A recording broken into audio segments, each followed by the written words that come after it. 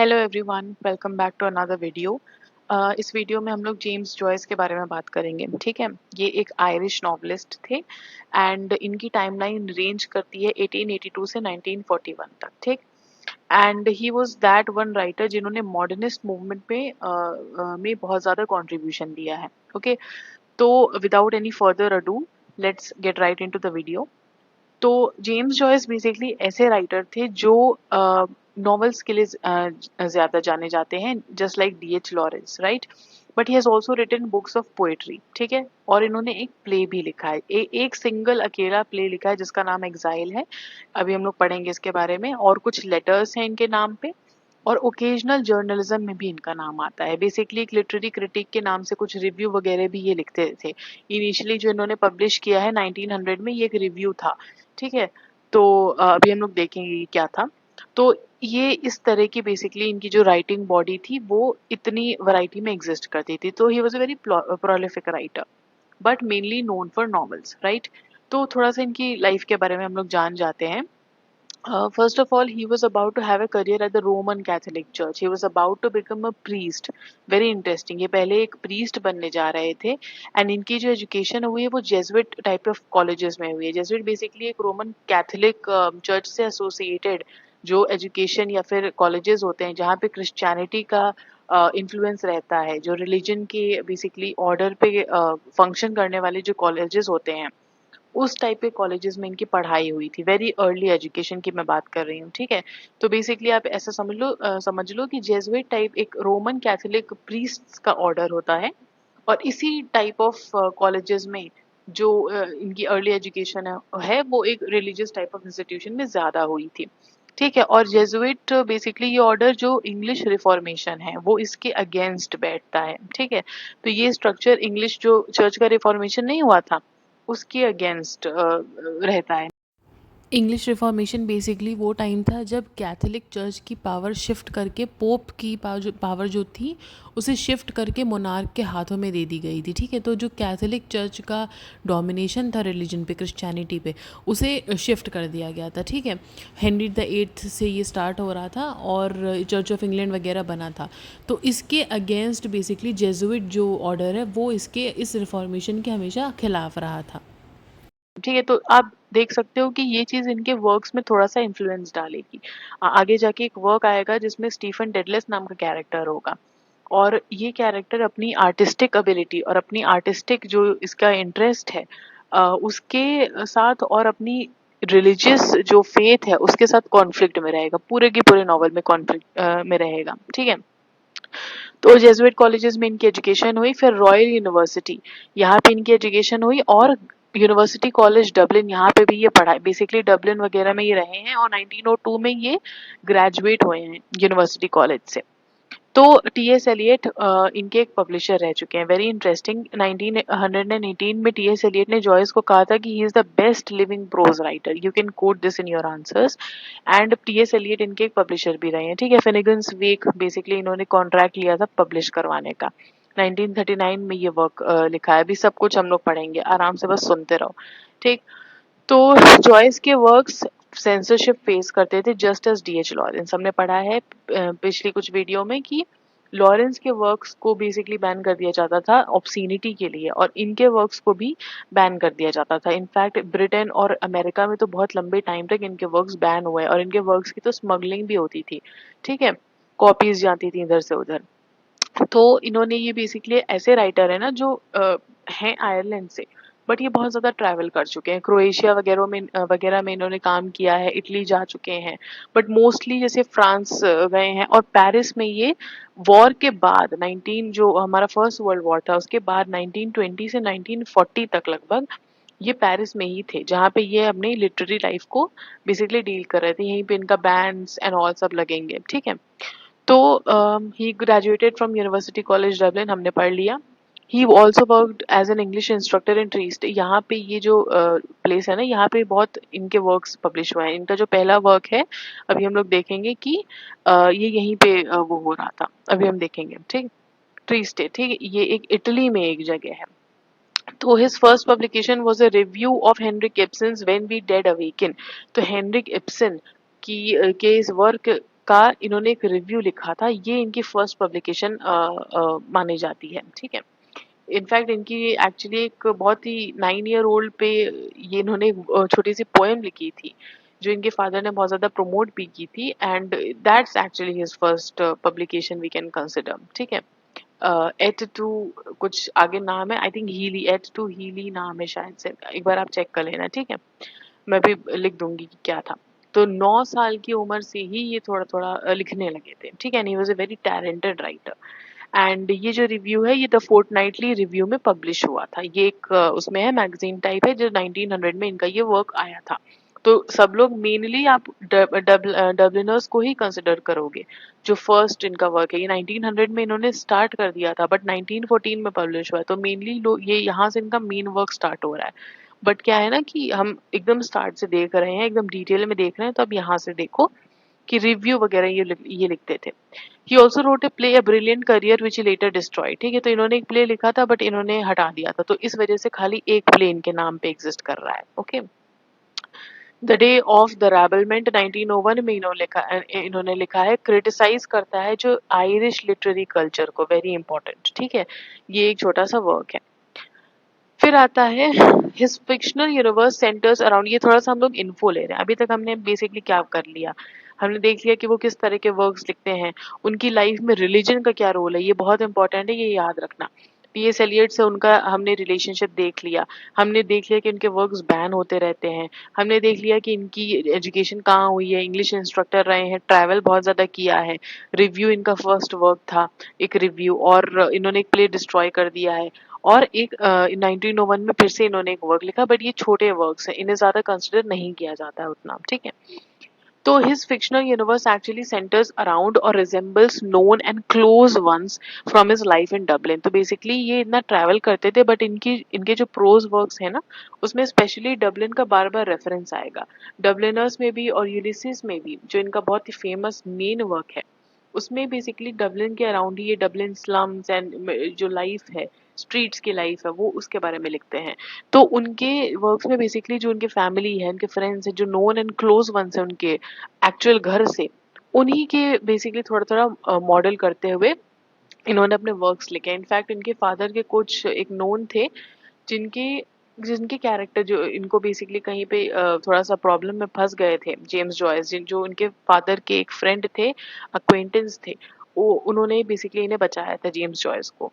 तो उनके कैरेक्टर पे फिर इन्होंने कहा जाता है कि लियोपोल्ड ब्लूम का कैरेक्टर इन्होंने बिल्ड किया था, ठीक है।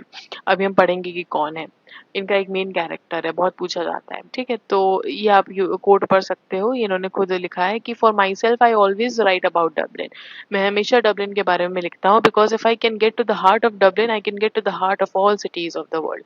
डबलिन इनके लिए इतना इंपॉर्टेंट है कि अगर ये कहते हैं कि अगर मैं डबलिन को अच्छे से डिस्क्राइब कर दूंगा तो मैं दुनिया को अच्छे से डिस्क्राइब कर दूंगा, ठीक है। तो अब इनके वर्क्स पे आते हैं, मेन जो चीज है, तो बेसिकली जो इनका डेब्यू वर्क है वो डबलिनर्स है। 1900 में जो बिगिन हुआ था, बेसिकली इन्होंने लिखना स्टार्ट कर दिया था, 1914 में पब्लिश हुआ है ये। तो क्रोनोलॉजी याद रखना, सब कुछ क्रोनोलॉजी के ऊपर ही लिखा हुआ है, क्रोनोलॉजी से ही लिखा है मैंने, और याद करते चलो। सबसे पहला डबलिनर्स आया, इसमें डबलिन स्लम्स के बारे में बात हो रही है, और इनिशियली ये 12 शॉर्ट स्टोरीज का कलेक्शन है। ये क्या है, शॉर्ट स्टोरी का कलेक्शन है, जो एपिफनी, बेसिकली इसमें क्या होता है ना कि शॉर्ट स्टोरीज हैं, पहले इनिशियली 12 थी, बट इसे रिजेक्ट कर दिया था पब्लिशर्स ने। जब ये 1905 में कंप्लीट करके ये पब्लिशर्स के पास ले गए तो उन्होंने रिजेक्ट कर दिया। फिर बाद में 1914 में इन्होंने 3 और स्टोरीज इसमें ऐड कर दी, और 15 स्टोरीज के बाद ये पब्लिश हुआ, ठीक है, 1914 में। ठीक है, समझ में आ गया, पहले 12 थी, फिर 15 आ गई, और ट्री स्टे में ये पब्लिश बेसिकली हो रहा था, ठीक है, यहाँ से कनेक्टेड है। Objective and straight forward narration है इस वर्क में, और naturalistic depiction of Irish middle class. तो आयरिश मिडिल क्लास, जिस क्लास से ये बिलोंग करते थे, उस मिडिल क्लास में बहुत सारे क्लासेस होते हैं, लोअर अपर मिडिल, इस तरह के बहुत होते हैं, ठीक है, lower middle class, upper middle class. तो इसका एक नेचुरलिस्टिक डिपिक्शन, इसका मतलब यहाँ पे ये है कि अभी ये बहुत ज्यादा एक्सपेरिमेंटेशन में नहीं है, स्ट्रेट फॉरवर्ड नरेशन है, बेसिकली अभी एक राइटर बस इवॉल्व हो रहा है, ओके।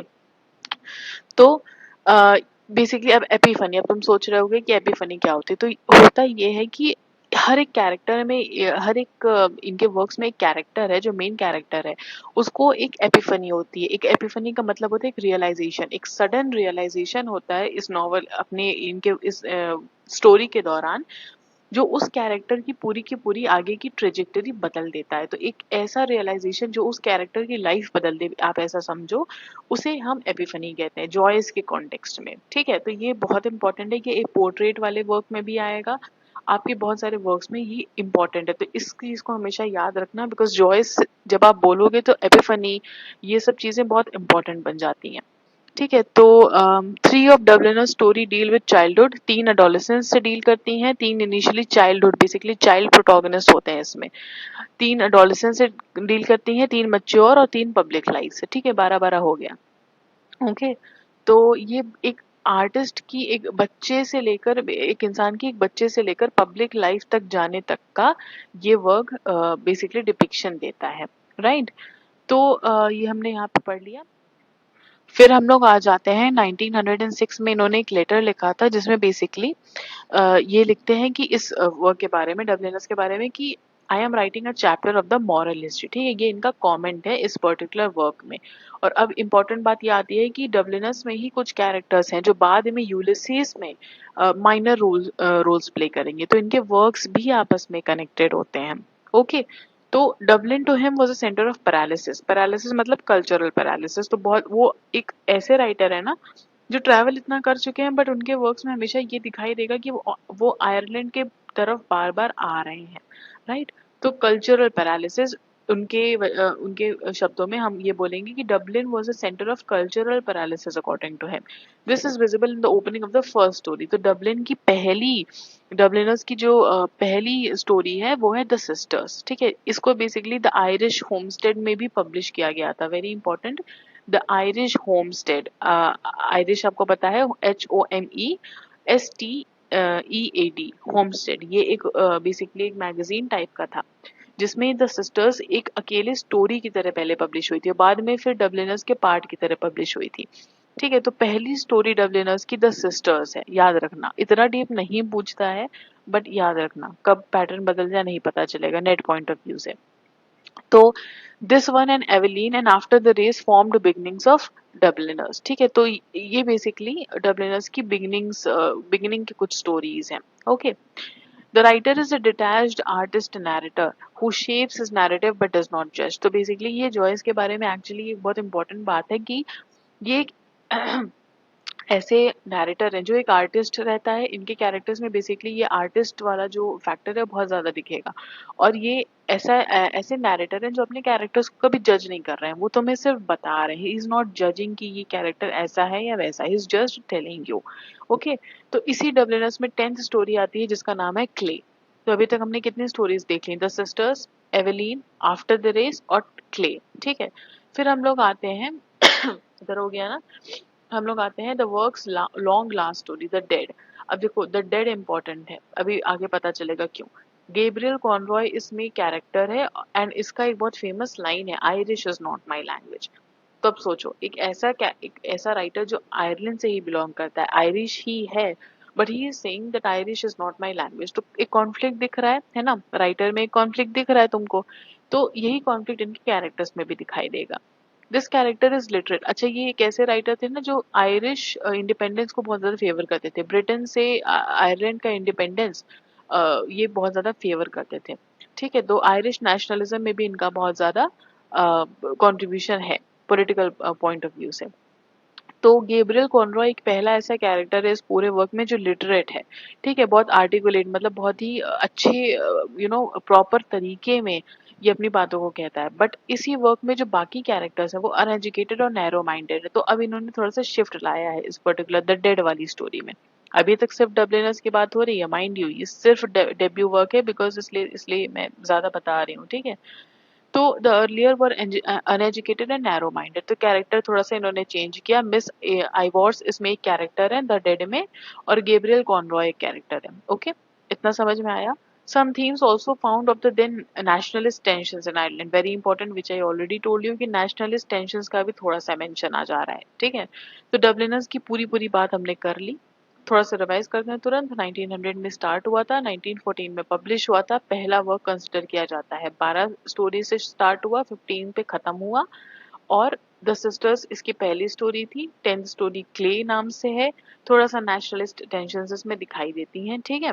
और द डेड इसकी लास्ट स्टोरी है, और ये इंपॉर्टेंट है, अभी आगे पता चलेगा क्यों। अब देखो, सेम सिटी में तुम्हारा सेट है a portrait of the artist as a young man, very important, 1916 में आया, पब्लिश हुआ। और मैं बार बार कह रही हूँ क्रोनोलॉजी बिल्कुल अच्छे से याद कर लो, because this is very important, ठीक है।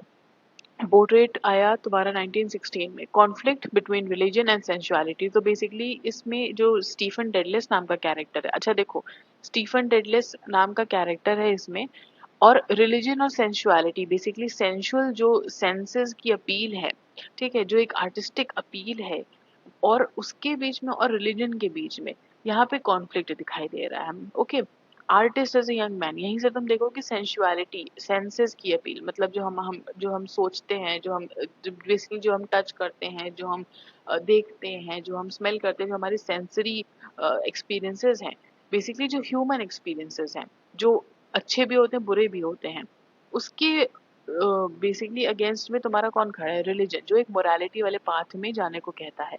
तो एक अब ऐसा एक कैरेक्टर जो आर्टिस्टिक टेंडेंसीज रखता है, और उसकी परवरिश रिलीजियस सॉर्ट ऑफ एनवायरनमेंट में है, तो उसके बीच का कॉन्फ्लिक्ट देखते हो कितना ज्यादा है। आर्ट आर्ट क्या है?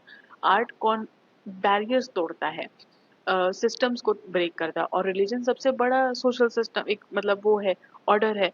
तो इन दोनों के बीच में कॉन्फ्लिक्ट दिखाई देता है, ओके। और स्टीफन डेडलेस नाम है इस कैरेक्टर का, जो पोर्ट्रेट में दिखाई देगा। यही कैरेक्टर तुम्हारा स्टीफन हीरो, इनका एक वर्क आएगा जो 1944 में पब्लिश होगा, और इसी पोर्ट्रेट का बेसिकली एक इनिशियल वो होगा, बट ये इन्होंने पूरा नहीं कर पाए थे स्टीफन हीरो वाला वर्क। द पोर्ट्रेट इसका बेसिकली एक रिवाइज्ड और बहुत ही बेटर वर्जन है। तो Stephen Dedalus a portrait of the artist as young man का मेन कैरेक्टर है, इसको मत भूलना, ये बहुत इंपॉर्टेंट है। और इसके नाम से क्या तुम्हें पता चलता है? अब देखो, हम लोग नाम पे जाते हैं कि स्टीफन टेडलेस, तुरंत इसे स्लाइड पे आओ। सेंट स्टीफन, एक ऐसे स्टीफन, बेसिकली सेंट स्टीफन एक पहले क्रिश्चियन मार्टर थे, वेरी इंपॉर्टेंट। अब देखो कितना इंटरेस्टिंग है। फर्स्ट क्रिश्चियन मार्टर, इनका पहला जो फर्स्ट नेम है, एक क्रिश्चियन मार्टर के ऊपर बेस्ड है। ये ऐसे ही उठा के नहीं ले लिया है जेम्स जॉयस ने, बहुत सोच समझ के लिया है, ठीक है। फर्स्ट क्रिश्चियन मार्टर इनका पहला नाम है। और डेडलिस एक बहुत ही फेमस ग्रीक माइथोलॉजी में इन्वेंटर था, जिसने एक लेबरिंथ डिजाइन किया था, ठीक है। और आइकरस, डेडलिस, ये सब पढ़े होगे। ये थोड़ा सा रिसर्च करना कि कौन थे, बेसिकली इतना जानो कि ग्रीक इन्वेंटर थे जिन्होंने एक लेबिरिंथ बनाया था, ठीक है। और एक मॉन्स्टर को बेसिकली इसमें कैद करने के लिए। तो ये डेडलिस कौन है? आर्किटेक्ट हैं, ओके। आर्ट से रिलेटेड है, ये रिलीजन से रिलेटेड है। और यही स्टीफन जॉयस का चीफ माउथपीस बनेंगे, बेसिकली इसी के थ्रू जॉयस अपने कॉन्शियसनेस की बात एक्सप्रेस कर रहे हैं, ठीक है। तो स्टीफन डेडलिस के बीच में डुअलिटी देख रहे हो, क्यों ये नाम चूज किया गया है, ठीक। तो स्टीफन डेडलिस की हमने यहीं पे बात कर ली। अब देखो, ऑटोबायोग्राफिकल का कॉन्टेक्स्ट अपने में समझ में आ गया कि जॉयस खुद ही की बात बता रहे हैं, उनकी भी रिलीजियस अपब्रिंगिंग हुई, और वो भी एक आर्टिस्ट है, राइटर हैं। राइटर क्या करता है? चीजों को ब्रेक करता है। एक ऐसा प्रीस्ट सेंसुअलिटी के बारे में नहीं लिख सकता, ठीक है, फिजिकल रिलेशनशिप्स के बारे में नहीं लिख सकता, ओके। तो he contends around the eucharistic philosophy of Thomas Aquinas. इस वर्क की बात हो रही है कि स्टीफन डेडलिस बेसिकली इस फिलोसफी से बेसिकली इस वर्क में जूझता है। अब देखो, इसी में देखो यूकरिस्ट होता क्या है। यूकरिस्ट बेसिकली क्रिश्चियन सर्विस होती है, जो लास्ट सपर क्या था? लास्ट सपर बेसिकली क्रिश्चियनिटी में लॉर्ड जीसस का जो क्रूसिफिक्शन के पहले आखिरी जो उनका सपर था, आखिरी जो उनका खाना था उनके डिसाइपल्स के साथ, उसे लास्ट सपर कहते हैं। और ये बहुत ही इंपॉर्टेंट है क्रिश्चियन फेथ में। तो क्रिश्चियन सर्विस होती है जहाँ पे बेसिकली लोग ब्रेड और वाइन खाते हैं, एक बहुत ही सीक्रेट टाइप ऑफ वो होता है, सेरेमनी होती है, ठीक है।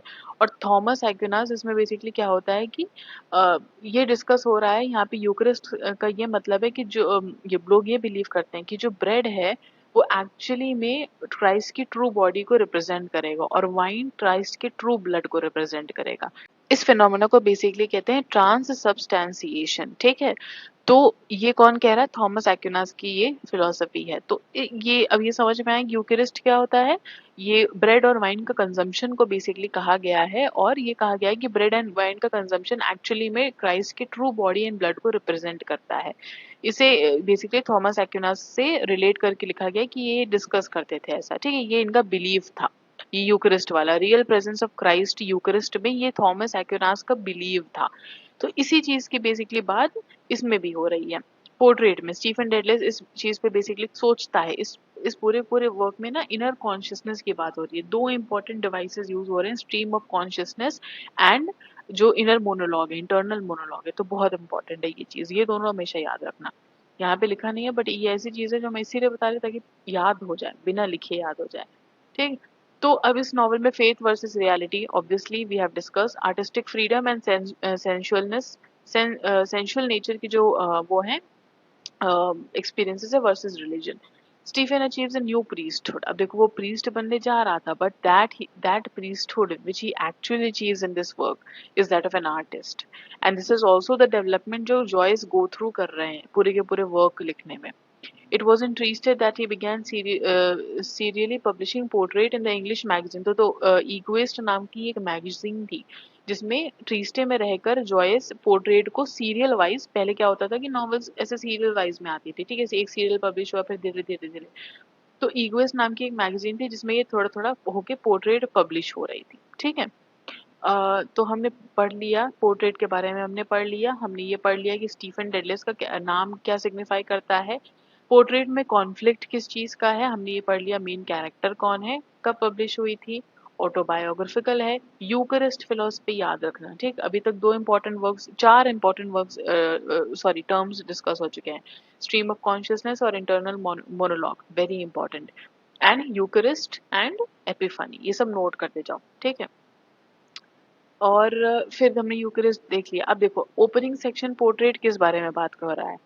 सबसे पहले एक आर्टिस्ट के माइंड की ग्रोथ, ठीक, पहले में तो ये दिखाया, ऐसे दो सेक्शन में डिवाइड हो गया है कि growth of an artist mind पहले सेक्शन में है, ठीक है। जब वो पहले बेसिकली बच्चा होता है, तो इसमें क्या होता है ना कि वो जो डिस्क्रिप्शन दे रहे हैं ना, वो बहुत ही बच्चों वाला दे रहे हैं। स्टार्ट से क्या कर रहे हैं एकदम, अब ये नहीं मतलब है कि बच्चों वाला डिस्क्रिप्शन में तो लैंग्वेज भी बच्चों वाली नहीं होगी, एग्जैक्टली बच्चों वाली लैंग्वेज यूज कर रहे हैं जॉयस। तो देखो कितना एक्सपेरिमेंटेशन है। नॉवल में कभी तुमने इस तरह की लाइंस देखी हैं? देखो, once upon a time and a very good time it was, there was a moo cow coming down along the road, and this moo cow that was coming down along the road met a nice little boy named baby Taku। अब ये क्या है? ये एक बच्चा बोल रहा है ना, इसी तरह के words and sentences and phrases ये इनिशियली यूज करते हैं अब ये दिखाने के लिए कि एक उस बच्चे का डेवलपमेंट अभी नहीं हुआ है, मतलब बच्चा कैसे बोल रहा है। नर्सरी राइम रिदम इसको बेसिकली कहते हैं, ठीक है। तो फॉर्म से एक्सपेरिमेंट कर रहे हैं, ये बहुत इंपॉर्टेंट है, ठीक। तो फॉर्म से एक्सपेरिमेंट कर रहे हैं। अब देखो सेकेंड सेक्शन में क्या बात हो रही है, डिबेट्स, डिफिनेशंस, एक्सप्लोरेशंस। पहले तो एक आर्टिस्ट के माइंड की ग्रोथ हो रही है, फिर डिबेट्स, डेफिनेशंस और एक्सप्लोरेशंस हो रही हैं उसी माइंड की, वो अपने आसपास की चीजों को क्वेश्चन कर रहे हैं, पूछ रहे हैं कि ये क्यों, ये क्यों, ओके। तो in this work the character tries various roles, priesthood ट्राई करते हैं, लवर ट्राई करते हैं, इंटेलेक्चुअल ट्राई करते हैं, बट एक आर्टिस्ट का रोल सर्वाइव करता है at the end of the novel, okay. तो मीनिंग ऑफ द नेम पढ़ लिया, ये सब हमने पढ़ लिया, ओके। अब देखो, अब पोर्ट्रेट, इसी वर्क का पोर्ट्रेट ऑफ एन आर्टिस्ट का एक अर्लियर वर्जन था स्टीफन हीरो, जो इन्होंने अबैंडन कर दिया था 1905 में, ठीक है। इन्होंने पूरा लिखा नहीं था, और ये बहुत ही बाद में, एकदम बाद में, जब 1944 में पब्लिश हुआ है, ठीक है। तो Stephen Hero has a definition of an epiphany. अभी एपिफनी की हमने बात की, इसी स्टीफन हीरो में एपिफनी को बहुत अच्छे से बताया गया है कि एपिफनी क्या होती है वगैरह। स्टीफन हीरो में basically Stephen falls in love with Emma Clery, जो जॉयस के रियल लाइफ म्यूज के ऊपर बेस्ड था, ठीक है। और इनकी वाइफ इनकी बहुत ज्यादा बड़ी म्यूज थी, ओके। एंड एमा क्लेरी इनकी इस नॉवल में कैरेक्टर है, स्टीफन कैरेक्टर है और एमा क्लेरी कैरेक्टर है, ओके। और ये जो वर्क है ना, इसे कंसला रोमा कहते हैं, ठीक है। कि एक कमिंग ऑफ एज नॉवल। अब देखो बिल्डिंग्स रोमा पता होगा कि क्या होता है, कि कैरेक्टर का डेवलपमेंट होता है, ठीक है। चाइल्डहुड से लेके तुम्हारा अडल्टहुड तक जो कैरेक्टर का डेवलपमेंट हो रहा है उसे बिल्डिंग्स रोमा कहेंगे। बट यही चीज जब तुम देखोगे कि एक इंसान जिसका कैरेक्टर डेवलपमेंट हो रहा है बचपन से लेके तब तक जब वो एक आर्टिस्ट म्यूजिशियन या पेंटर बन रहा है, उस सेंस में उसे कंसला रोमा बोलेंगे। ओके, तो ये एक इम्पॉर्टेंट चीज है तुम्हारा इस वर्क को लेके, right. Then difference of a portrait of the artist as a young man, इसका और स्टीफन हीरो के बीच में डिफरेंस क्या है? ये बहुत वैसा नहीं है, बट एक बार जान लो कि मेन डिफरेंस क्या है, बहुत कंफ्यूजन हो सकती है ना। तो स्टीफन हीरो बेसिकली इसी का एक प्रीलिमिनरी वर्जन था। मतलब जो इसके पहले आता, मतलब इसी वर्क का तुम समझ लो कि यही वर्क था, बट एक स्ट्रेट फॉरवर्ड या ट्रेडिशनल मैनर में। अभी देखो जॉयस एक ऐसे स्टेज पे पोर्ट्रेट लिखेंगे जब वो थोड़ा सा एक्सपेरिमेंट वाले स्टेज में होंगे, ठीक है। बट स्टीफन हीरो बहुत ट्रेडिशनल और स्ट्रेट फॉरवर्ड नरेशन में लिखी गई है, ठीक। क्लियर नैरेटिव प्रोज है, और पोर्ट्रेट में थोड़ा सा स्ट्रीम ऑफ कॉन्शियसनेस और एक्सपेरिमेंट दिखेगा तुम्हें, ठीक। इसमें स्टीफन की कॉन्शियसनेस दिखेगी, ये मेन वो पॉइंट है। स्टीफन के जो थॉट्स हैं, स्टीफन क्या क्या सोच रहा है, स्ट्रीम ऑफ कॉन्शियसनेस कैसे है, इंटरनल मोनोलॉग कैसे है, ये सब ज्यादा पोर्ट्रेट में दिखेगा। उसके माइंड का पूरा पूरा आपको पिक्चर दिखेगी, बट जो स्टीफन हीरो है उसमें ज्यादा उतना डिस्क्रिप्शन दिखेगा, ठीक है। तो स्टीफन हीरो ऐसे समझ लो पहले का इसका वर्क था, उसी को रिफाइन करके, रिवाइज करके, कंडेंस करके, रीशेप करके पोर्ट्रेट में लिख दिया गया है, ठीक है। दोनों में डिफरेंस समझ में आया? अब देखो पोर्ट्रेट ऑफ में of the artist as young man की बहुत फेमस लाइंस हैं। Welcome O life, I go to encounter for the millionth time the reality of experience and to forge in the smithy of my soul the uncreated conscience of my race, ठीक। अब ये line इतनी important है कि PYQ है, इस पे थोड़ा सा देखो कि ये लाइन इतनी इंपॉर्टेंट क्यों है, ठीक है। अब बेसिकली क्या कह रहे हैं, कॉन्शियस ऑफ माई रेस, वही चीज हो गया ना, कल्चरल रिवाइवल। कल्चर पे ये क्रिटिक करते हैं। अभी आयरिश कल्चर देखो, नेशनलिस्ट होने का मतलब ये नहीं है कि ही डज नॉट क्रिटिक, वो अच्छा अच्छा बोल रहे हैं, वो बहुत अपने आयरलैंड के कल्चर से प्यार भी करते थे। और he is saying that I am going to forge in the smithy of my soul the uncreated conscious of my race. मैं अपनी रेस, अपने आयरिश जो कल्चर है, जो एक्चुअल आयरिश लाइफ है, उस चीज को बहुत एकदम उसका कॉन्शियसनेस में दिखाऊंगा। तो इनके कैरेक्टर्स को तुम एक एक एक्चुअल वो देख उस तरह से देख सकते हो, ठीक। फिर आता है Joyce also wrote a play called Exiles. अब देखो यहाँ पे इंपॉर्टेंट चीज आ जाती है। इन्होंने एक प्ले लिखा था एग्जाइल्स, जिसका जो 1914 में पब्लिश बेसिकली लिखा गया था एंड पब्लिश 1918 में हुआ, okay. Very important, this too had the artistic dilemma. इसमें भी जो पोर्ट्रेट में डिलेमा है ना, आर्ट का, आर्टिस्ट का, वो इसमें भी दिखाया जा रहा है। अब ये अकेला प्ले है इसलिए ये इंपॉर्टेंट बन जाता है, ठीक है। इसमें भी डबलिन के बारे में बात हो रही है, ये भी डबलिन में सेट है, ठीक। और यूलिसिस भी आगे तुम देखोगे वो भी डबलिन के स्लम्स में सेट होगा। इसमें कुछ हेनरी गिब्सन की राइटिंग के फीचर्स, आप देखो इन्होंने हेनरी गिब्सन के वर्क के रिव्यू भी लिखा था ना स्टार्ट में 1900 में, जो अभी हमने पढ़ा। तो इनके इस वाले वर्क में एग्जाइल्स में हेनरी गिब्सन की थोड़ी सी इब्सनस जो टेक्निक होती है वो थोड़ी दिखेगी।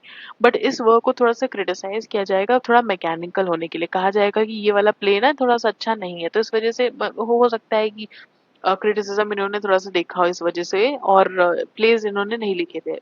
एग्जाइल्स ही एक अकेला प्ले है।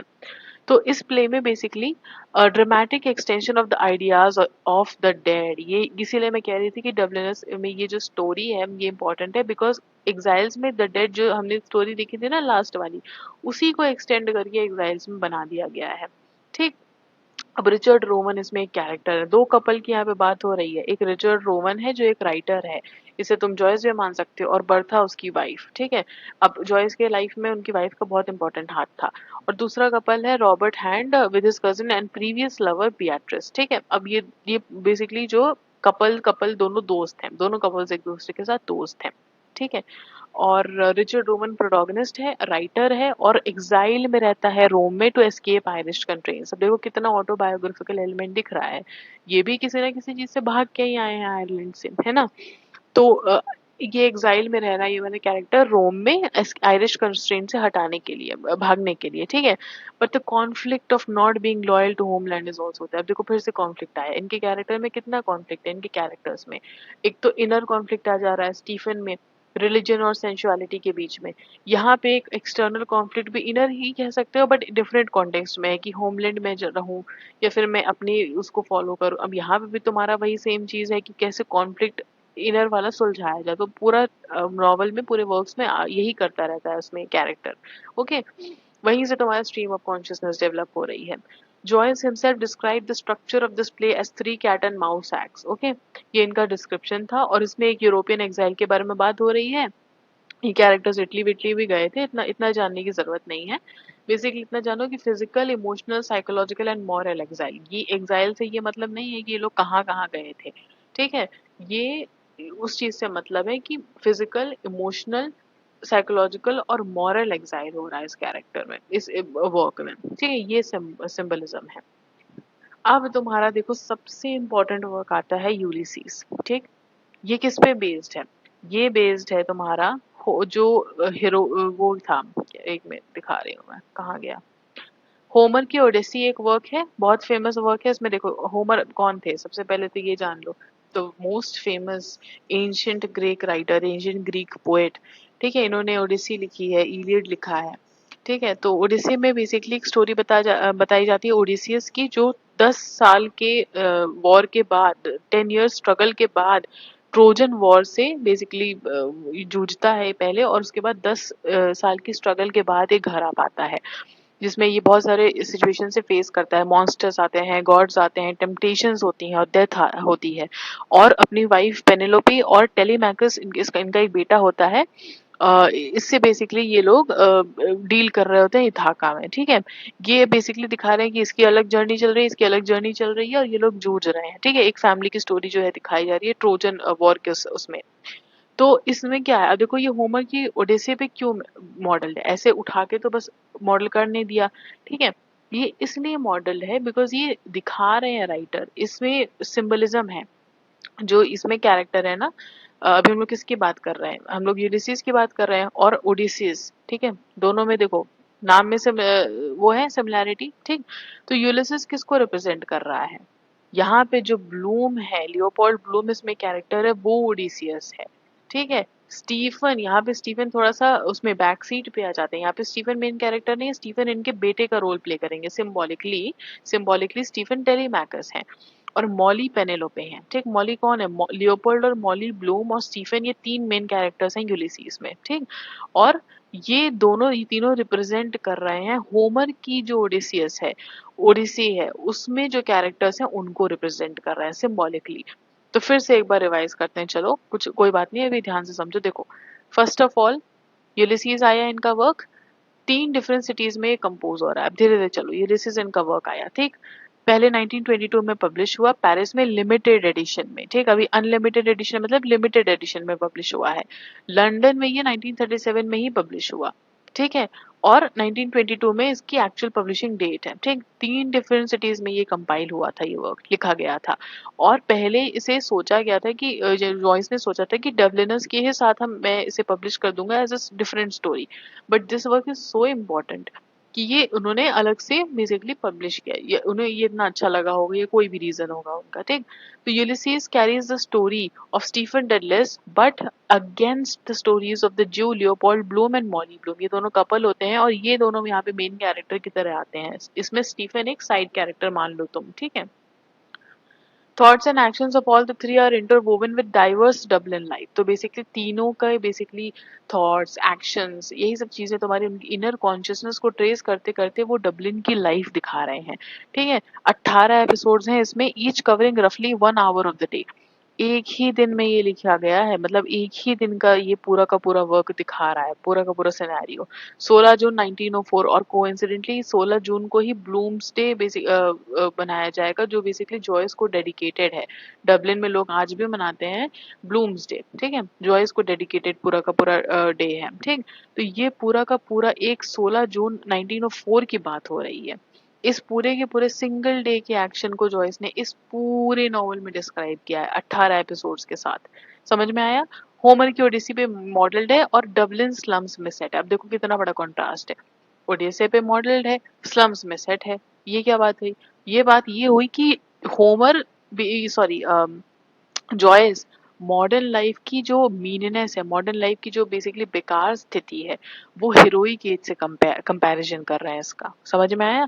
इसलिए हीरोइज्म, और इसने इसने होमर को चुना। ऐसे वैसे राइटर ने होमर, ही लिटरली, जो जिस राइटर को basically consider the most amazing Greek writer, बहुत सारे उसमें, उनको बेसिकली लिया और मॉडर्न लाइफ से कंपेयर कर रहे हैं। देखो कितना बड़ा कंट्रास्ट है। तो ये एक एक्चुअल वो है, मतलब कॉन्शियसली इन्होंने लिया है। स्ट्रीम ऑफ कॉन्शियसनेस और इंटरनल मोनोलॉग इसमें भी आ गया। ठीक। Bloom is actually said to be the most complete character in fiction, इसीलिए आई एम सेइंग कि consider Leopold Bloom and Molly Bloom the main character. इन पे क्वेश्चन भी आए हैं पीवाईक्यू। ठीक है।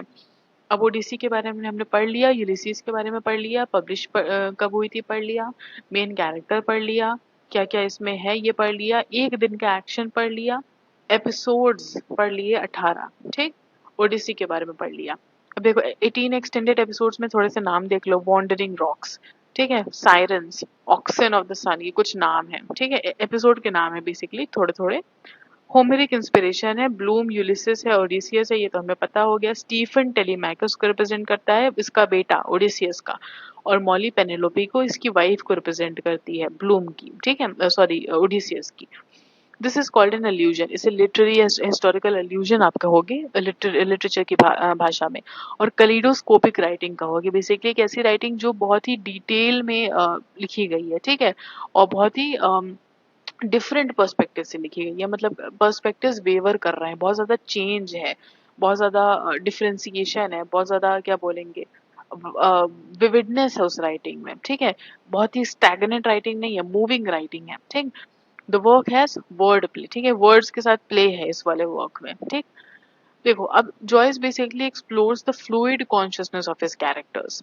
ठीक। अब ये कोट में कर सकते हो, दिस इज इंपॉर्टेंट। मैंने यूलिसिस के बारे में थोड़ा ज्यादा लिखा है बिकॉज इंपॉर्टेंट वर्क है। ठीक। फ्लूइड कॉन्शियसनेस, अपने बेसिकली फ्लूइड कॉन्शियसनेस क्या, अब कोलिडोस्कोपिक से कनेक्ट हो जा रहा है। ओके। कलीडोस्कोपिक का एक्चुअल मतलब होता है कि मतलब मल्टी कलर्ड, ठीक है, जिसमें बहुत सारे कलर्स हो, बट इसमें यही सेंस बन रहा है कि मतलब जिसमें बहुत सारे पर्सपेक्टिव्स दिखाए जा रहे हैं। ओके।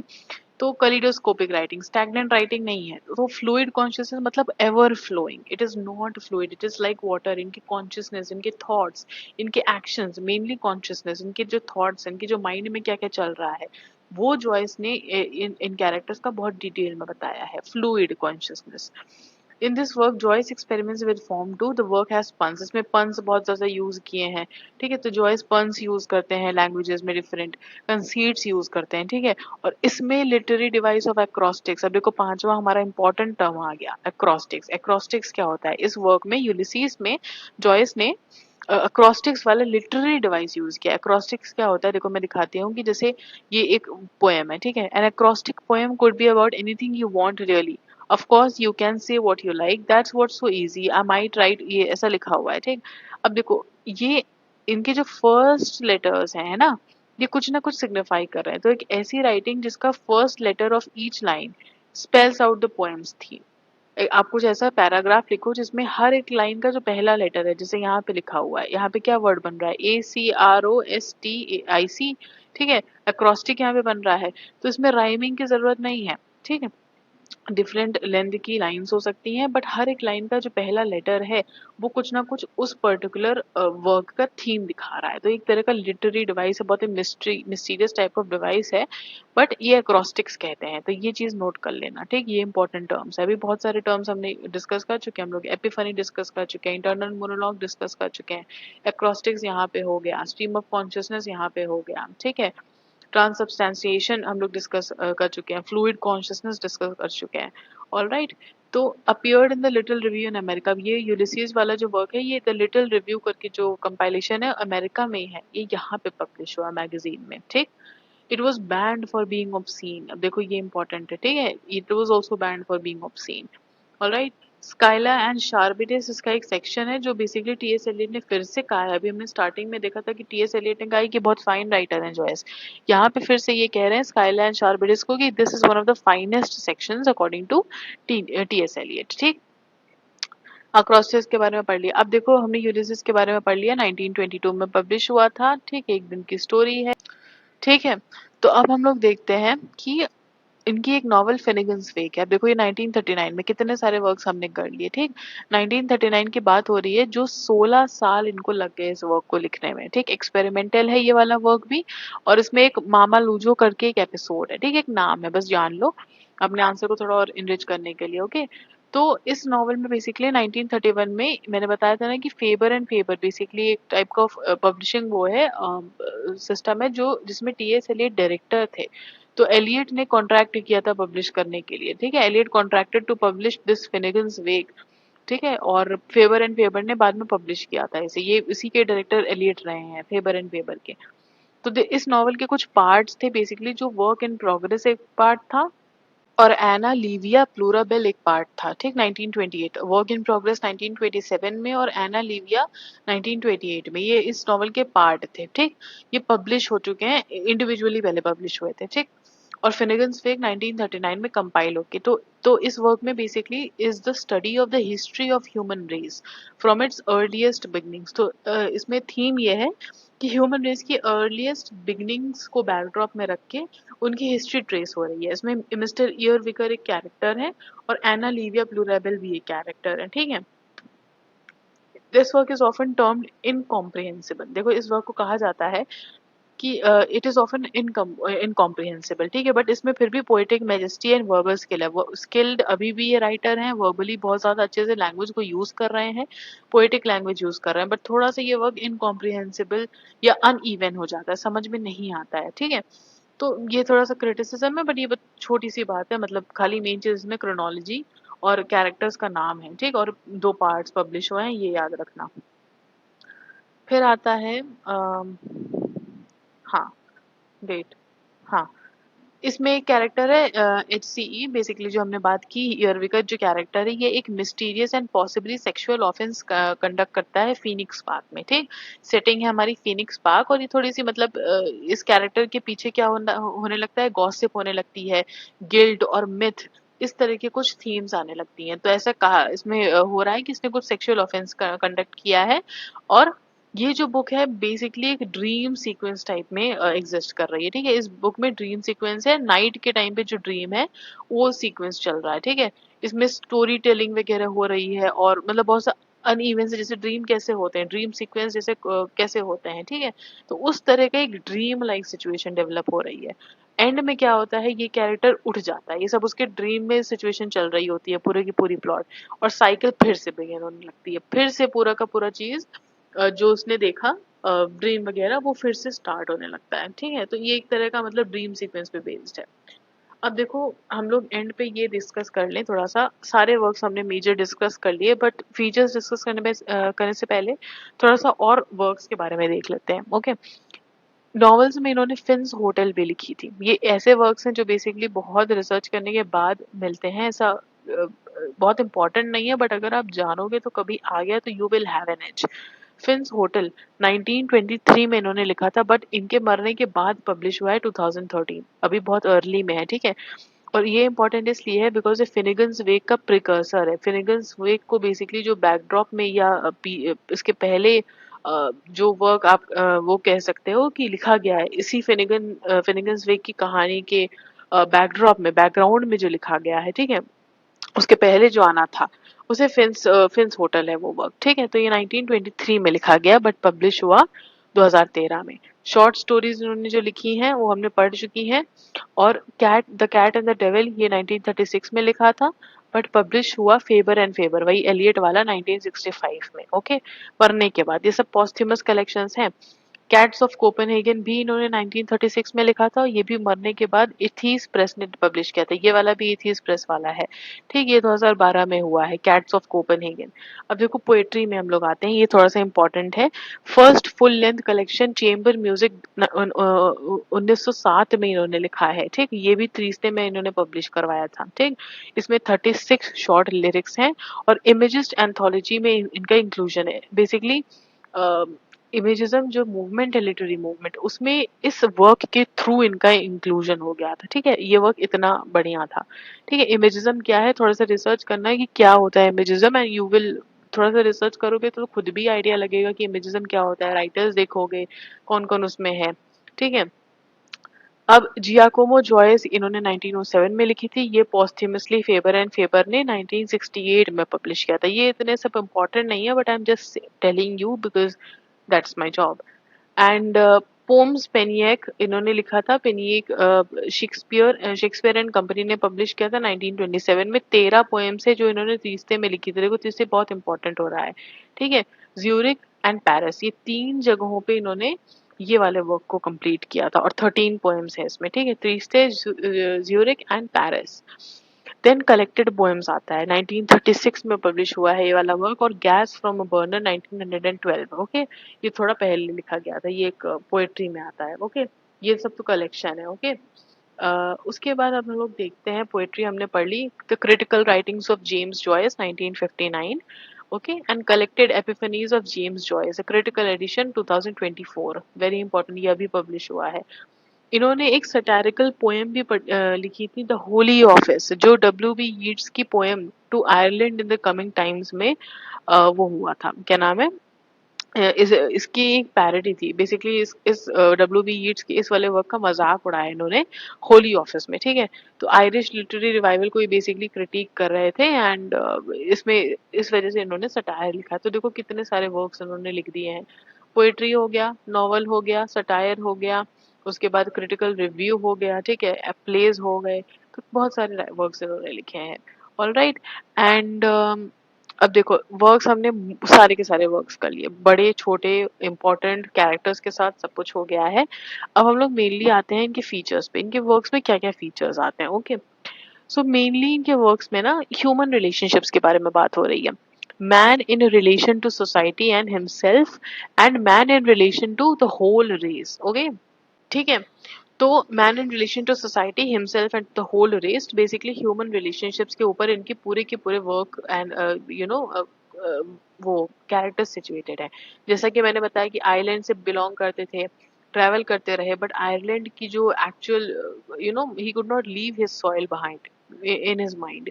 तो उनके जो नोन वंस है, उनके कैरेक्टर एंड पर्सनालिटी पे डेवलप होते होते इन्होंने वर्क्स लिखे थे, ठीक है, उनसे कनेक्टेड थे। Aware and representative of the semi side of, semi मतलब जो मीन है, जो शैलो है, जो बर्बाद है, उससे बेसिकली ये कनेक्टेड थे और उसको रिप्रेजेंट करते थे, ठीक है। ये तो मॉडर्निटी की पहचान है भाई, कि जो रियलिटी है वो दिखा रहा है राइटर, ओके। मॉडर्निज्म के सब कुछ मॉडर्निज्म के कॉन्टेक्स्ट में हो रहा है, भूलना मत, ओके। इनके वर्क्स में फ्रैंकनेस है, राइट। सटायर वगैरह लिखते हैं, पन्स यूज करते हैं, ठीक है। यहाँ पे लिखा है सेवरल लैंग्वेजेस में पन्स यूज करना। कंसीड मतलब कि बहुत जैसे सिमिली और मेटाफर में क्या होता है, सिमिली में आप लाइक वर्ड का यूज करते हो, ठीक है, एज का यूज करते हो, ठीक है। My heart is as blue as you know the sky, ऐसा कुछ करके आप यूज करते हो, बहुत मतलब ये नॉर्मल सा कंपैरिजन हो गया, ठीक है। बट जो कंसीट होता है ना, वो बहुत ज्यादा एक्सप्लिसिट नहीं होता है, बहुत ज्यादा आपको क्लियरली समझ में नहीं आएगा कि कहना क्या चाह रहा है, ठीक है। तो जैसे एक बहुत पॉपुलर एग्जांपल है कि the broken heart is like a broken China pot, ठीक है। My heart is like a broken China pot. तो ये जो कंसीट है, ये बहुत ही मतलब एक्सप्लिसिटली नहीं होते हैं, बहुत ज्यादा फार फेज्ड होते हैं, ओके। तो इनकी जो कंपैरिजंस है ना, ये फार फेज्ड होते हैं, आपको एकदम बहुत ही सिंपल सिंपल नहीं समझ में आएगा कि किससे कंपेयर कर रहे हैं, ठीक है। तो फार फेज्ड कंपैरिजंस हैं। सीजलेस एक्सपेरिमेंटर है, बहुत ज्यादा एक्सपेरिमेंट करते हैं अपने वर्क्स में। सेंशुअलनेस से प्री ऑक्यूपाइड है, जैसा कि मैंने कहा। मैन की इनर कॉन्शियसनेस से बहुत ज्यादा ऑक्यूपाइड है। सार्डोनिक ह्यूमर है इनका, और works have unity via language, ये वाला पॉइंट इंपॉर्टेंट है। सार्डोनिक ह्यूमर मतलब थोड़ा सा डार्क ह्यूमर टाइप ऑफ कह लो आप। Works have unity via language, अब लैंग्वेज एक ऐसा फैक्टर है जो इनके वर्क्स को यूनाइट कर रहा है, ठीक है। ये इंपॉर्टेंट फैक्टर है इनके वर्क्स में। एक्सपेरिमेंट है, फॉर्म के साथ एक्सपेरिमेंट है, लैंग्वेज के साथ एक्सपेरिमेंट है, पन्स यूज हो रहे हैं, कंसीट्स यूज हो रहे हैं, कैरेक्टर्स डिफरेंट है, स्ट्रीम ऑफ कॉन्शियसनेस है, इंटरनल मोनोलॉग है, बट यूनिटी लैंग्वेज के थ्रू आ रही है। लैंग्वेज के थ्रू ही ये पूरे के पूरे कैरेक्टर्स और प्लॉट को, नैरेटिव्स को वीव कर रहा है, और यही इनकी सबसे इंपॉर्टेंट बात पर्सनली मुझे लगती है, ओके। तो इनके वर्क्स में ब्रोकन नैरेटिव है, नैरेटिव ब्रोकन है, मतलब इधर से उधर, उधर से इधर जो कैरेक्टर है वो चला जा रहा है, ठीक है। ट्रांजिशन अब्रप्ट है, बट यही आपकी स्ट्रीम ऑफ कॉन्शियस टेक्निक की हाईलाइट बनेगी। ओके, वोकैबुलरी इनकी ओरिजिनल है और कभी-कभी मतलब ये ऐसे वोकैब यूज़ कर लेते हैं ना कि मतलब ये फिनिगन्स वेक में मेरे ख्याल से ये क्रिटिसिज्म है कि इनकी वोकैबुलरी इतनी ज़्यादा प्राइवेट हो जाती है, मतलब ऐसे वर्ड्स ही यूज़ कर रहे हैं कि इंसान को समझ में नहीं आए। इसी वजह से ये वर्क इनकॉम्प्रिहेंसिबल भी कहा जाता है। केडेंस एंड रिदम है, इनके वर्क में एक रिदम है, इनके लैंग्वेज में एक रिदम है, ओके? तो इनके वर्क्स में एक रिदम है, एक म्यूजिकलिटी है, ओके? केडेंस है मतलब लाइक एक जो आप कहते हो ना कि रिदम बरकरार रहती है। There is no like monotonous type of lines और फ्रेजेस, ठीक है? ऊंचा नीचा एक रिदम कैसे होती है, उसी को केडेंस का मतलब यहाँ पे है, ओके?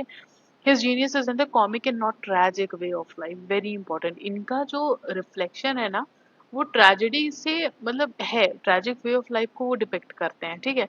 बट ट्रेजेडी इतनी ज्यादा विजिबल नहीं है कि वो कैरेक्टर्स को बेसिकली छोटे छोटे नुआंसेस पकड़ लेंगे, ठीक है, कैरेक्टर्स के। एंड ही विल रिफ्लेक्ट कि इंसान कितना छोटी छोटी ट्रिवियल चीजों में फंसा हुआ है, ओके? एंड उसके ऊपर ये एक अपना फ्रेमवर्क रचेंगे।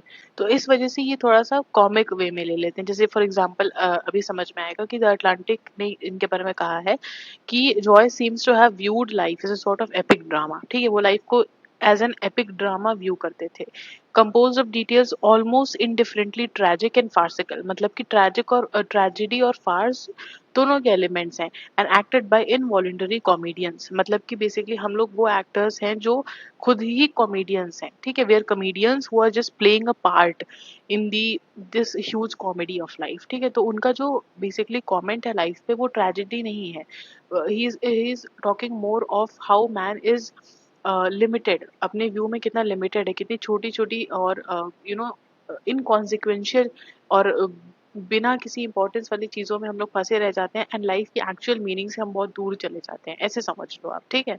तो ये थोड़ा सा कॉमिक वो आ जाता है, ओके? अब देखो लिंग्विस्टिक एक्सपेरिमेंट्स, जो ये थोड़ा सा ये क्रिटिसिज्म हो सकता है इस चीज का कि जो लिंग्विस्टिक एक्सपेरिमेंट्स करते हैं ये, वो इनके वर्क्स को थोड़ा सा डिफिकल्ट बना देता है समझने में, okay? Joyce terms his own prose style as having a scrupulous meanness, ठीक है? तो अपने ही खुद के स्टाइल को इन्होंने कहा है कि मेरा स्टाइल बहुत फ्रैंक है, बहुत मीन है, बहुत ज्यादा like it depicts that reality जो एक्चुअली में बहुत ज्यादा शैलो है, ठीक है? तो Joyce loyalty to his native city, ये मैंने पहले ही बता दिया कि जो आपका डबलिन है वो it is again and again mentioned कि जॉयस कैसे लॉयल है अपनी सिटी को लेके, ठीक है? एंड अपने जो प्रोज वर्क्स हैं वो इस चीज को उसमें एक्सप्लोर भी करते हैं, ओके? तो नॉवेल्स हमने खत्म कर ली है। अब देखो यहाँ पे हम लोग एक द मोर यू नो कर लेते हैं कि कुछ इंपॉर्टेंट फैक्ट्स हैं, जैसे कि the work and life of Joyce is celebrated annually on 16 June, which I have already told you कि डबलिन में ब्लूम्सडे नाम का 16 जून को मनाया जाता है, जिसमें जॉयस के लाइफ और उनके वर्क्स को सेलिब्रेट किया जाता है। ये एक फेस्टिवल टाइप का है, ठीक है? और अब बाकी सिटीज में भी धीरे धीरे आने लगा है। और एजरा पाउंड एक्चुअली जॉयस के बहुत फेमस प्रमोटर रहे हैं, ओके? ये हमेशा इंश्योर करते थे कि क्या नाम है, एजरा, इनके जो जॉयस हैं उनके वर्क्स बहुत ज्यादा पब्लिश हों और प्रमोट हों और लोग उसे पढ़ें, ठीक है? इमेजिज्म के बहुत ज्यादा फेमस वो हैं, you know, Ezra pound poet हैं, ओके? इमेजिस्ट लिटरेरी फील्ड वाले। तो अब हमने देखो पीवाईक्यू है ये वाले सारे, अभी हम करेंगे द मोर यू नो वाली स्लाइड हो गई, हमने वर्क्स पढ़ लिए इंपॉर्टेंट वाले। ये वाले भी वर्क्स हमने पढ़ लिए जो बाद में पोस्थ्यूमसली लिखे गए थे, उनके हमने क्रिटिसिज्म देख लिया, एक ब्रीफ रिवीजन कर रही हूँ। एक क्रिटिसिज्म देख लिया, उनके वर्क के सारे फीचर्स हैं ये सारे, ठीक है? ये तुम्हें तब इम्पोर्टेंट लगेगा जब तुम्हें डिस्क्राइब करने को बोला जाएगा। अब यहीं से एग्जांपल्स उठा लेना। इनर कॉन्शियसनेस में तुम्हारा पोर्ट्रेट के बारे में बात हो जाएगी, man in relation to society में जो आर्टिस्ट का डिलेमा है वो दिखा दिया जाएगा, तो वर्क्स का एग्जाम्पल ले सकते हो, ठीक है? फिर हमने ये वर्क्स के बारे में हमने सब कुछ डिस्कस कर लिया है, ठीक है? ये सारे वर्क्स हमने डिस्कस कर लिए हैं, ओके? कोड डिस्कस कर लिया है, difference between the portrait and Stephen Hero ये डिस्कस कर लिया है, स्टीफन डेडलिस के नेम की मीनिंग डिस्कस कर ली है, ओके? यूकेरिज्म क्या होता है, यूकेरिस्ट वो क्या होता है, फिलोसफी, वर्क्स डिस्कस कर लिए हैं। और हमने ये भी डिस्कस कर लिया वो क्या क्या लिखते थे, उनकी लाइफ कैसी थी, एजुकेशन कहाँ हुई, फर्स्ट वर्क्स कौन कौन से थे, फिक्शनल यूनिवर्स में डबलिन के अराउंड सेंटर रहते थे, और इनका डेब्यू वर्क से लेके एंड तक। अब हम लोग मेन जो इनका वो आता है पीवाईक्यूज, अब हम उसको देखते हैं। ठीक है, इतना पढ़ने के बाद अब आप जाओ, एक्चुअली लिमिटलेस लिटरेचर की साइट है, वहाँ पे पीवाईक्यूज बहुत अच्छे से मेंशन्ड है, तो वो सब लगाओ। ओके, तुरंत जाके लगाना, ये लेक्चर पढ़ने के बाद, रिवीजन करने के बाद तुरंत लगाओ, रिवीजन कर लेना पहले। एंड उसके बाद तुम देखोगे कि you are actually getting a lot of this stuff. Okay, majorly आप कर लोगे जितने भी उसमें मेंशन्ड है, आप मेजरली कर लोगे अगर आप अच्छे से पढ़ के रिवाइज करोगे, सब कुछ अच्छे से ध्यान से रिवाइज करोगे। ओके, तो ये वाला क्वेश्चन है, जैसे for example, which novel did James Joyce call the English Ulysses. ठीक है, इसका अभी हमने पढ़ा नहीं है, बट यहाँ पे बिकॉज यहाँ पे हमने मेंशन किया है, तो इसका आंसर क्या होगा, आप थोड़ा सा पॉज करके देखो, थोड़ा सा सोचो कि किस चीज के बारे में। ग्रेट एक्सपेक्टेशन तुम्हारा क्या है, चार्ल्स डिकेंस की नॉवल है। ठीक है, रॉबिन्सन क्रूसो में क्या है, क्लैरिसा वैनिटी फेयर। ये सब थोड़ा सा अगर आइडिया हो तो इसको लगाओ, नहीं तो मैं अभी बता दे रही हूँ कि आंसर क्या है। इसका आंसर होगा रॉबिन्सन क्रूज। ठीक। अब थोड़ा सा तुम्हें इंटरकनेक्टेड पढ़ना पड़ेगा ना, कि ये सब जो तुम्हें ये सब चीजें, when you will be able to when you have finished with your entire syllabus, then you this question will be a cake walk for you. Okay, तो इसका अब ये वाला देखते हैं, arrange the following in the chronological order of publication. अब थोड़ा सा पॉज करके ट्राई करो इस वाले नॉवल को। हमने डीएच लॉरेंस कर लिया, अब देखो कैसे इंटरकनेक्टेड राइटर्स पूछ ले रहा है। तुमसे ये नहीं पूछ रहा है कि डीएच लॉरेंस की क्रोनोलॉजी बताओ, दो राइटर्स इंटरकनेक्टेड है तुम्हें कंफ्यूज करने के लिए। सन्स एंड लवर्स तो यू विल थिंक कि चलो मैंने डीएच लॉरेंस के मेन पढ़ लिया है, तो ये भी होंगे डीएच लॉरेंस के, ऐसा नहीं है। पोर्ट्रेट दे दिया है, सन्स एंड लवर्स दे दिया है। ठीक है, अब देखो इसमें तुम्हें नहीं पता, चलो मान लो क्रोम येलो और मिसेस डैलावे यूजुअली लोगों को नहीं पता होता, तुम्हें नहीं पता। इतना तो पता है कि सन्स एंड लवर्स कब आई थी, 1913 में आई थी। ठीक, पोर्ट्रेट कब आई थी, 1916 में आई थी। इतना पता लगा लोगे। अब गेस वर्क करना है तो इतना तो पता लगा लोगे कि सन्स एंड लवर्स में 1913 आया, तो बी चलो पहला होगा, तुम इसको हटा दो। तुम्हें इतना नहीं पता, बस कॉमन सेंस के बेसिस पे जितना पता तो उतने से करो। ये दोनों ऑप्शंस आए तुम्हारा, ए और डी। अब ये पता है कि सन्स एंड लवर्स है और ये बाद में आया, तो तुम इसी के बेसिस पे लगा सकते हो। ये दोनों you will get to know this also after you have studied, after we have covered everything, but just on the basis you can just think about this कि ये आंसर होगा तुम्हारा, और यही है B, B D A C. ठीक, तो ये इस तरह से तुम पीवाईक्यू लगाओ, एंड पढ़ पढ़ के एक एक राइटर, दो दो राइटर जब लगाओगे तो यू विल ऑलरेडी रियलाइज कि you are able to do a lot of things. अब देखो जैसे ये वाला वो है, Ulysses, A Passage to India, to the Lighthouse, Women in Love। अब मैं I am not checking your knowledge, I am just telling you कि इस तरह की देखो, the PYQ will come only in and around what you have studied, it will not come from beyond that. Okay, Ulysses तुमने Joyce का पढ़ा है, light house, women in love हमने डीएच लॉरेंस का पढ़ा है, तो जो राइटर्स हमने डिस्कस किए वही मैं बता रही हूँ। अब देखो कैरेक्टर्स तुरंत पता चल जाएगा किसका कौन सा कैरेक्टर है। मॉली ब्लूम किस में आई थी, यूलिसिस में आई थी। वुमेन इन लव हमने करा हुआ है, जेराल्ड क्रिच था। ठीक है, अब ये तुम्हें नहीं पता, दो से तो पता चल जाएगा ना, दो से पता चल जाएगा, ये चीजें भी अभी हम पढ़ेंगे। ठीक है, ईएम फॉस्टर की पैसेज टू इंडिया वगैरह सब हम पढ़ेंगे। ओके, तो I am just telling you कि everything just two writers you have studied, and you can do solve a lot of questions through that only. So when you will we will cover writers side by side, जितने हम कवर करते चलेंगे you will be able to do a lot of questions. Then Leopold Bloom is Ulysses, भाई ये तो बहुत easy है। लियोपोल्ड ब्लूम थोड़ा सा भी पता होगा इस वाले कैरेक्टर के बारे में तो हमें पता है ये ज्यूइश एडवर्टीजमेंट में काम करता था। ठीक है, ज्यूइश है ना, तो अभी ये तुम्हें नहीं पता, चलो एडवर्टीजमेंट वाला नहीं पता, एडवर्टाइजिंग एजेंट है ये तुम्हें नहीं पता, ज्यूइश है तुम्हें पता है, ये बहुत क्लियरली मेंशन किया था मैंने कि वो ज्यूइश कैरेक्टर है। आयरिश नेशनलिस्ट नहीं है, ग्रेट वॉर वेटरन, डबलिन बार 19। सबसे अच्छा सबसे जो अप्रोप्रिएट ऑप्शन है वो यही वाला है, जूइश वाला आ रहा है, तो तुम गेस करके भी कर सकते हो। तो the questions won't come like कि बहुत अम, ऐसा पूछ ले रहा है कि नहीं कर पा रहे, थोड़ा सा दिमाग लगाने पे आ जाएगा। When was the English man on James Joyce's Ulysses lifted, देखो ये वाला तो डायरेक्ट क्वेश्चन है, तुम्हें याद होगा कि यूके में 1937 में लिफ्ट हुआ था। ठीक है, 19 उसमें तो देखो 1936 यहाँ पे मेंशन्ड है। आई थिंक अमेरिका में ये 1934 में लिफ्ट हो गया था।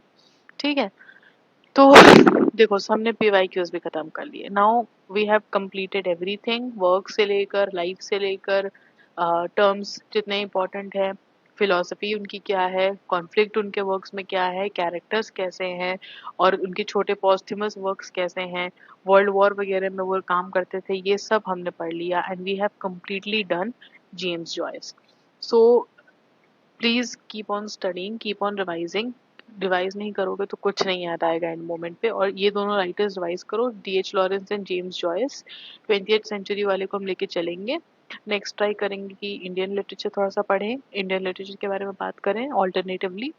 और तो please keep on studying, and if you do like this video, give it a like, give it a share, do subscribe, because मेहनत जाती है, 2-3 बुक से पढ़ना पड़ता है, उसको बार बार देखना पड़ता है, रिसर्च करना पड़ता है, कैरेक्टर्स एंड नॉवेल्स के बारे में पढ़ना पड़ता है, और जितने PYQs हैं कलेक्ट करने पड़ते हैं, खुद पढ़ना पड़ता है, फिर उस चीज़ को जो जो चीज़ें मिसिंग है वो करना पड़ता है, तो मेहनत जाती है। तो if you do like it, then please do subscribe and it will really help me a lot. Okay, I will always be here to help you. Please, कोई भी क्वेरी हो तो अपने आपको कमेंट में लिखने की फुल अथॉरिटी है, and I will see you in the next video. Thank you so much for sticking till the end. Keep studying.